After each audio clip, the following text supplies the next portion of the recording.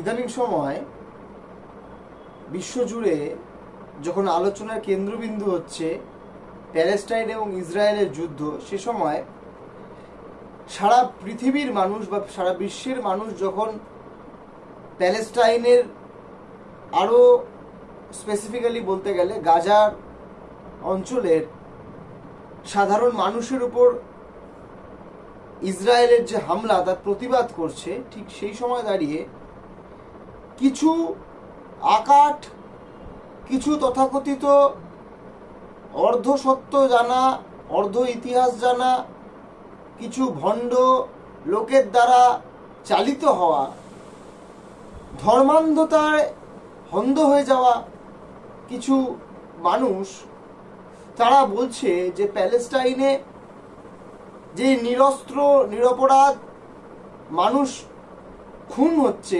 ইসরায়েলের হাতে, ইসরায়েলের সরকারের হাতে, যার মধ্যে একাধিক বাচ্চা মহিলারা রয়েছেন, তা নাকি ভালো হচ্ছে। তার কারণ কি? তাদের যুক্তি কি? যে ইসরায়েল হচ্ছে একটা ইহুদি দেশ এবং সেটার থেকেও বড় কথা, প্যালেস্টাইনের মানুষ যেহেতু ইসলাম ধর্মে বিশ্বাস করে, তাই ইসলামের বিশ্বাসী হওয়া মানুষ এরকম নৃশংসভাবে খুন হওয়াটাকে তারা আনন্দের সহকারে দেখছে।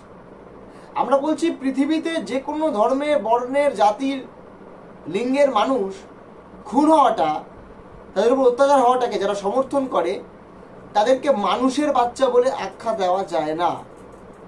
এবং যখন তাদেরকে বোঝানো হয়, বলা হয়, তার সত্ত্বেও তারা যখন এই কার্যকলাপ করে, তাহলে বোঝাই যায় তারা ক্রিমিনাল ভেন্ট অফ মাইন্ড নিয়ে জীবনযাপন করে এবং এদের সিরিয়াসলি চিকিৎসার প্রয়োজন, এবং চিকিৎসা করেও যদি এর কোনো সুরাহা না হয় তাহলে এদেরকে অন্যভাবে বুঝে নেওয়ার ব্যবস্থা করতে হবে। তার কারণ ইসরায়েলের সরকার যে কাজ করছে, এই কাজ দেখে তো আমাদের সকলেরই মাথা গরম হয়ে গিয়ে এরকম মনে হয়ে যাচ্ছে অনেক সময় যে ইসরায়েল দেশটাকেই ধ্বংস করে দাও।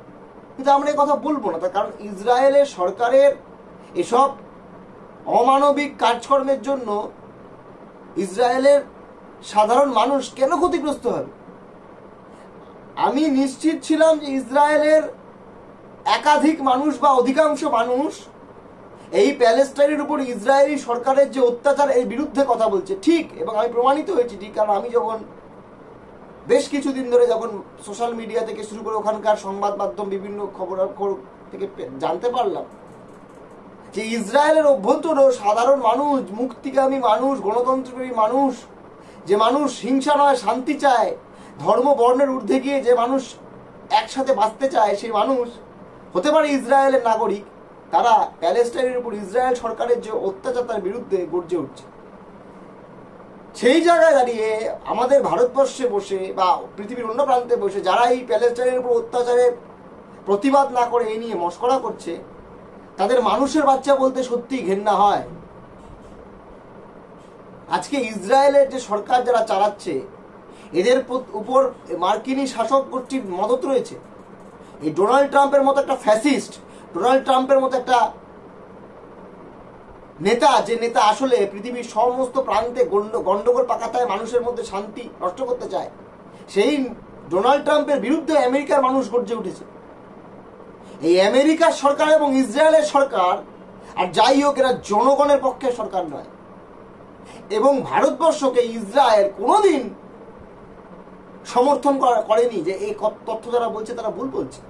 কেউ বলতে পারে অস্ত্র দিয়ে সাহায্য করেছে, কোনো অস্ত্র দিয়ে সাহায্য করেনি, অস্ত্রের বিনিময়ে পয়সা নিয়েছে। এবং বারংবার ভারত, পাকিস্তান, ভারত এবং তার আশপাশের প্রতিবেশী দেশের সঙ্গে যাতে ভারতের গন্ডগোল লাগে এবং ভারত যাতে একটা বিশ্বের অন্যতম বড় শক্তি হতে না পারে, এই কাজ সবসময় চেয়েছে আমেরিকা এবং পশ্চিমী দুনিয়ার একাংশ কিছু দেশগুলো যারা আমেরিকার দ্বারা চালিত হয়, ওই নেটোর যারা মেম্বার।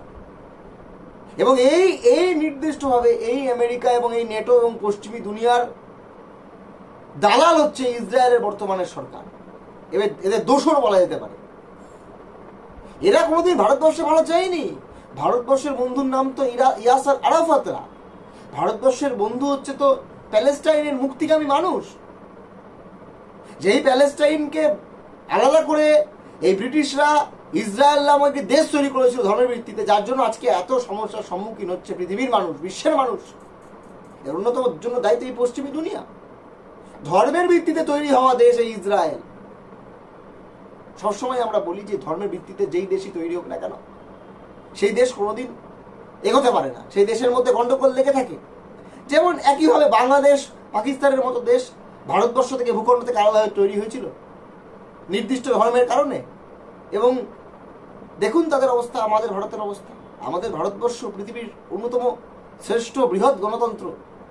এটা আমাদের দুর্ভাগ্য যে এখন যে কেন্দ্রে যে সরকার রয়েছে, সেই সরকারটা একটা আপাদমস্তক ভারতীয় স্বাধীনতা সংগ্রামের অংশগ্রহণের বিরুদ্ধে যারা ছিল, যারা ভারতীয় স্বাধীনতা সংগ্রামের বিরুদ্ধে, তাদের সরকার চলছে। এটা আমাদের দুর্ভাগ্যের বিষয়, সেটা অন্য বিষয়। কিন্তু তাও ভারতবর্ষের যে সার্বভৌমত্ব, ভারতবর্ষের যে সংসদীয় গণতন্ত্র, তা তো আমাদের মাথায় রাখতেই হবে।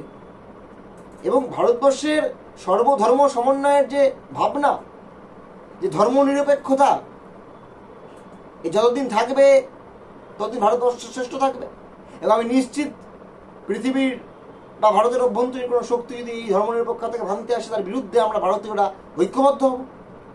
কিন্তু প্রশ্ন হচ্ছে, এই যে মানুষের মধ্যে, কিছু অংশের মানুষের মধ্যে এই চরম মুসলিম বিদ্বেষ, এই মুসলিম বিদ্বেষ অবিলম্বে ঘোচানোর প্রয়োজন রয়েছে। আবার কিছু মুসলিম মানুষের মধ্যেও হিন্দু বিদ্বেষ বা অন্য ধর্মের প্রতি বিদ্বেষ, অমুসলিমদের প্রতি বিদ্বেষ, এইও ঘোচানোর প্রয়োজন রয়েছে। তার কারণ ধর্ম তো মানুষ তৈরি করেছে, সবার উপর মনুষ্যত্ব, তারপরে অন্য কিছু। যারা ধর্মের ভিত্তিতে মানুষে মানুষে হানাহানির পরিস্থিতি তৈরি করতে চায়, যারা ধর্মের ভিত্তিতে মানুষে মানুষে বিভাজন তৈরি করতে চায়, তাদের বিরুদ্ধে যাতে আমরা ঐক্যবদ্ধ না হতে পারি, তাই ধর্মকে ব্যবহার করা হয়। এই মৌলবাদ, এই সাম্প্রদায়িক ভাবনা, এগুলোকে আনা হয়।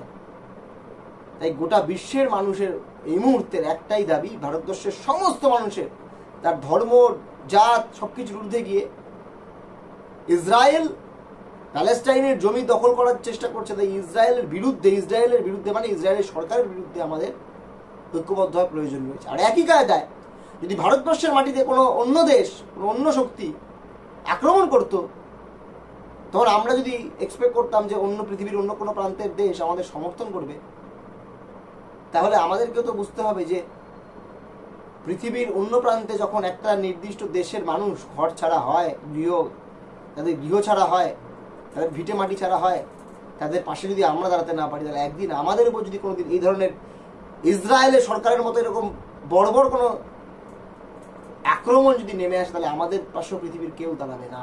তাই ইসরায়েল এবং আমেরিকার এই যে ষড়যন্ত্র, ইসরায়েল এবং আমেরিকার সরকারের যে ষড়যন্ত্র, ইসরায়েল ও আমেরিকার সরকারের বিরুদ্ধে গোটা পৃথিবীর মানুষকে ঐক্যবদ্ধ হতে হবে। শান্তি যদি বজায় রাখতে হয়, যদি শান্তি ফেরাতে হয়, তাহলে ইসরায়েল এবং আমেরিকার এই সরকার, মানুষে মানুষের বিভেদকামী সরকার, এই দুই সরকারের বিরুদ্ধে জোরদার লড়াইয়ের নামার প্রয়োজন রয়েছে গোটা বিশ্বের মানুষের। আর এখানে ভারতবর্ষের মানুষের একটাই দাবি, from the river to the sea, Palestine will be free.